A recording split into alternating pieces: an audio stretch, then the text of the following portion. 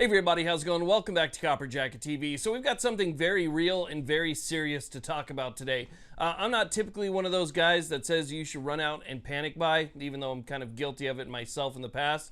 But this situation is a little bit different. We got to talk about an upcoming potential ammo shortage that I think could be on a scale like we've never seen before. So let's talk about what's going on here.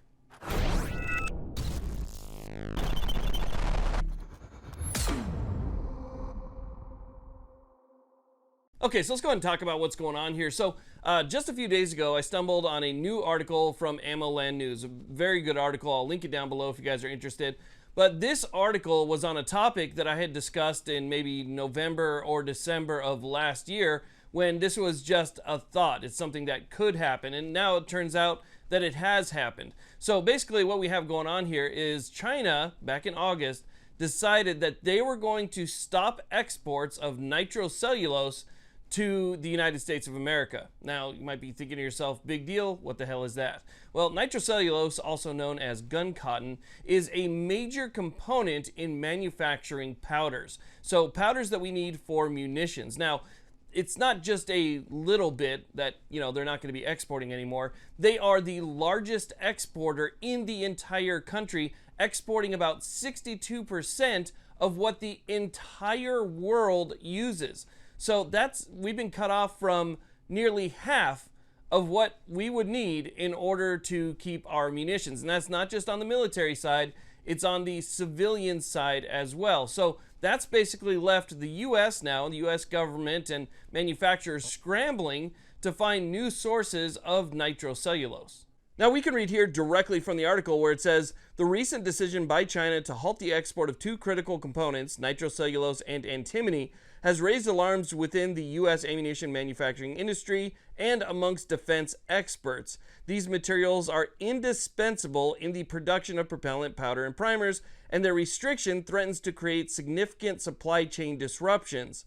As geopolitical tensions rise and global conflicts, the U.S. faces uncertain future in maintaining adequate ammunition supplies for both military and civilian markets. Now, when I made my video about this nearly a year ago, that was because of a global shortage in raw materials. So there was just not enough to go around at the time, and that even led some manufacturers to stop sending out their product. And so knowing that they couldn't send out a key component, well, it meant that there was probably going to be a shortage then, but nothing really came of that. Now, this right here is something completely different. We're talking about two critical components, nitrocellulose and antimony, and we know now that none of them are going to be coming this way. So we're going to have to go to a different supplier or work within the United States in order to try and catch up in some way. Now, for me, I'm like you guys, I'm probably thinking, why are we getting this stuff from them anyway? I mean, why are we relying on people around the globe to come up with something that is so important to our national defense? Why is something that is that critical to our own defense not done in-house? Why are we not doing this in the United States? And I do not have the answer to that, because to me it seems just so off base and so wild that I can't wrap my head around the fact that we don't have enough strategic production here in the US to be able to handle anything that might come our way in terms of maybe raw material shortages or something like this where there's an export ban. Now, one thing I can tell you for sure is that we're not going to be prioritized in all this. I mean, the civilians are not going to be prioritized.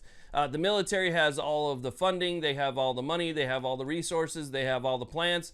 They're the ones that are going to get first pick and first dibs at absolutely everything. So if there is a shortage, it would start on our end. We're the ones that are going to see the empty shelves versus what they're going to be able to get. So I'm not saying that you should just go and max out your credit cards by any means. What I'm trying to say is just be prepared. It's something that I've been preparing for decades now, but still there's a lot of people out there maybe just kind of getting into things. And if you can, now's a good time to start preparing. I know it can be kind of difficult. Things are really expensive right now, and inflation has hit pretty much every corner of the market. But if you can, now's the time where I would start kind of getting ready, because this seems like it's going to be a big problem. I hope it's not, but it seems, just based on the statistics and based on the numbers that we have here, that it very well could be. So I wanted to share that with you guys, let you know what's going on there, so you guys have a heads up as to what could be coming down the pipeline. I want to thank you all very much for watching. I really do appreciate it. Please like, subscribe. Have a great day.